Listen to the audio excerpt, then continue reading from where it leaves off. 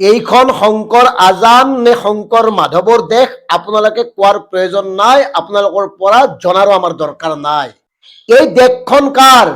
কোনো এটা ৰাজনৈতিক দলে কোৱাৰ নৈতিক অধিকাৰ নাই। এইখন দেশ শংকৰ মাধৱ নে শংকৰ আজানৰ অসমৰ লাখ লাখ সাধাৰণ জনতাই কব, বিভিন্ন ধৰ্মাৱলম্বী লোকসকলে কব। আৰু ডিকেবি একটা স্পষ্ট কথা, আমি যেতিয়া সমন্বয়ৰ কথা কম তেতিয়া কম এইখন শংকৰ আজানৰ দেশ, আৰু যেতিয়া আমি ধৰ্মৰ কথা কম তেতিয়া কম এইখন শংকৰ মাধৱৰ দেশ। গতিকে ইয়াত আৰু বাহুল্যমি কৰিবলৈ আহি আমাৰ মাজত ভাগ ভাগ কৰিবলৈ অপচেষ্টা নকৰিব। আমি সমন্বয় বিচাৰো, বিভাজন নহয়।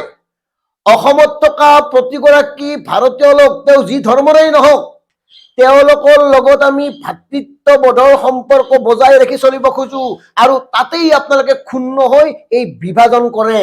নিজেই মন কৰক ৰাইজ, যেতিয়া সমন্বয়ৰ কথা আহে তেতিয়া আমি ৰাম ৰহিমৰ কথা কওঁ, তেতিয়া আমি শংকৰ আজানৰ কথা কওঁ, তেতিয়া আমি ভূপেন হাজৰিকা আব্দুল মালিকৰ কথা কওঁ, আৰু যেতিয়া ধৰ্মৰ কথা আহে তেতিয়া আমি ৰামকৃষ্ণৰ কথা কওঁ, তেতিয়া আমি শংকৰ মাধৱৰ কথা কওঁ। আৰু এই সামান্য কথাখিনি নজনাকৈ এওঁলোকে কেৱল সাম্প্ৰদায়িক চিন্তাটো ত্বৰান্বিত কৰিবৰ কাৰণে শংকৰ মাধৱ শংকৰ আজানকৈ শেহতীয়াভাৱে বিতৰ্ক আৰম্ভ কৰিছে। আমাৰ স্পষ্ট কথা, এই অসমখনক ভাগ ভাগ হবলৈ আমি নিদিওঁ, এই অসমখনক বিভাজন কৰিবলৈ আমি নিদিওঁ। যি শক্তিয়ে অসমক বিভাজন কৰিবৰ কাৰণে অপচেষ্টা কৰিব, সেই শক্তিকে অসমৰ সাধাৰণ জনতাই উফৰাই দিব, কথাটো মনত ৰাখিব। এইকাৰণে কৈছো এইখন শংকৰ আজানৰ দেশ, ইয়াত সমন্বয় আছে আৰু অনাগত সময়তো থাকিব। আৰু আমাৰ স্পষ্ট কথা, ইয়াত থকা প্ৰতিগৰাকী অবৈধ নাগৰিকক বাহিৰ কৰি দিব লাগে, তেওঁ যি ধৰ্মৰেই নহওক। আৰু এইখন চৰকাৰে যে মিয়া মিয়া কৰি থাকে, এই ফটোবোৰ চাওক, এইবোৰ কোন? এইবোৰ কোনোবা গোস্বামী শৰ্মাৰ বংশধৰ নেকি? এই যে ৰাজনৈতিক নেতাৰ লগত ফটো উঠিছে, তেওঁলোকৰ পৰিচয় কি? মানে আপোনালোকক ভোট দিলে ভাল, ভোট নিদিলে কাল, আপোনালোকৰ দলটোক সমৰ্থন কৰিলে ভাল, সমৰ্থন নকৰিলে কাল, মিয়া মিয়া মিয়া মিয়া মিয়া বুলি কৈ আপোনালোকে যি ধৰণে সমগ্ৰ পৰিৱেশটো বিনষ্ট কৰিছে, সমগ্ৰ পৰিৱেশটো বিভাজনৰ চিন্তাৰে কলুষিত কৰিছে, ইয়াৰ ফল কিন্তু আপোনালোকেই পাব। আৰু মন কৰক, এই ৰাজনৈতিক দলসমূহে কেৱল সাধাৰণ মানুহখিনিৰ মাজত বিভাজনৰ সৃষ্টি কৰে। কংগ্ৰেছে কি বিচাৰিছিল? কংগ্ৰেছে কিছুমান অবৈধ মুছলমানক ভোট বেংক হিচাপে ব্যৱহাৰ কৰিছিল, আৰু এই বিজেপিয়ে অবৈধ হিন্দু বাংলাদেশী সকলক ভোট বেংক হিচাপে ব্যৱহাৰ কৰিবলৈ চেষ্টা কৰিছে, যাৰ ফলশ্ৰুতিত এওঁলোকে কাখন গৃহীত কৰিছে।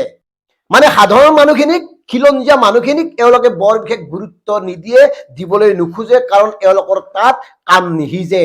যিখিনি সময়ত কাৰ্বি আংলঙত কাৰ্বি গোবেক দিব পৰা হল অনা অসমীয়াই, সেইখিনি সময়ত আপোনালোকে শংকৰ মাধৱ শংকৰ আজানৰ কথা কৈ বিতৰ্ক কৰি আছে। কিয় মা দেখাৰ মাতিব নোৱাৰিলে শক্তিশালী ভাৱে, যে তোমালোক কোন খিলঞ্জীয়া অসমীয়াক গোবেক ধ্বনি দিবলৈ? কব পাৰিলে? সেই কলিজা এওঁলোকে হেৰুৱাই পেলাইছে। এই কাৰণে হেৰুৱাই পেলাইছে, ৰাজনীতিত বৰ্তি থাকিব লাগিব, ক্ষমতা লাগিব। ক্ষমতাত নাথাকিলে এওঁলোক পাগলৰ দৰে হৈ পৰে। ক্ষমতাৰ নিচাই এওঁলোকৰ মূৰত এনেকে লম্ভিছে, যি মন যায় তাকে কৰিবলৈ আৰম্ভ কৰিছে। অসমখন ভাঙি থানবান কৰি দিব যদি তেওঁলোকৰ লাভ হয়, এনেকুৱা মানসিকতা গঢ় লৈ উঠিছে এই ৰাজনৈতিক নেতাসকলৰ। গতিকে প্ৰিয় দৰ্শক, কথাবোৰ চিন্তা কৰক। আমি সমন্বয়ৰ বাবে শংকৰ আজানৰ কথাই কম, আমি সমন্বয়ৰ বাবে ৰাম আৰু ৰহিমৰ কথাই কম, কাৰণ এইখন ভাৰতবৰ্ষ সমন্বয়ৰ ভাৰতবৰ্ষ। এইখন ভাৰতবৰ্ষত প্ৰতিটো ধৰ্মৰ বৈধ নাগৰিকে নিজৰ মৌলিক অধিকাৰ উপভোগ কৰাৰ স্বাধীনতা সংবিধানখনে দিছে। গতিকে ইয়াৰ পৰা মিয়া মুছলমান হেন তেন কথা কৈ বিভাজন কৰিবলৈ আহিলে নহব। শংকৰ মাধৱে একতাৰ বাণী বিলাইছিল, শংকৰ মাধৱে মানৱতাৰ পথ দেখুৱাই থৈ গৈছে, শংকৰ মাধৱে বৰ অসমখন গঢ়ি থৈ গৈছে, শংকৰ মাধৱে সমন্বয় আৰু সংস্কৃতিৰ বতৰা দি থৈ গৈছে আমাক, শংকৰ মাধৱে আমাৰ জাতীয় জীৱনটোক ধন্য কৰি থৈ গৈছে। গতিকে সেই শংকৰ মাধৱৰ নামত যাতে কোনেও এই বিভাজনৰ ৰাজনীতিত বিশ্বাস নকৰে, কোনেও যাতে এই বিভাজনৰ ৰাজনীতিত ভৰি নতয়, প্ৰত্যেকে ইয়াৰ প্ৰতিবাদ কৰক, কাৰণ আমি ঐক্য আৰু সমন্বয়ৰে অসমখন ধৰি ৰাখিব খোজো। ধন্যবাদ। জয় অসম।